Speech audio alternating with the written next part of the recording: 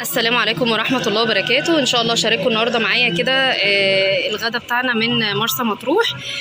بصوا أنا رحت طبعا شارع اسكندرية وكان في محلات سمك كتير جدا موجودة. أنا لفيت طبعا على الأسواق بما إني اسكندرانية فبفهم في الأسماك يعني. كان في كل الأنواع بصراحة اللي أنا بحبها، بس الأسعار فلكية يعني.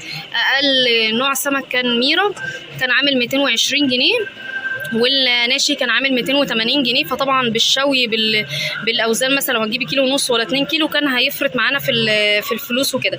وزي ما احنا متفقين في الفيديو الاولاني ان كل واحد هيمشي على قد ظروفه بناء على غلو الاسعار وبناء على المصاريف طبعا وكده. فانا اخترت مجدي واخواته وجبت حاجات هشارككم معاكم بيها دلوقتي واقول لكم رايي فيها ايه. طبعا خالد واخواته مشهور اكتر من مجدي، اللي محلين جنب بعض وموجودين في شارع اسكندريه، بس انا برضو من نظرتي شفت ان مجدي افضل، وهجرب معاكم دلوقتي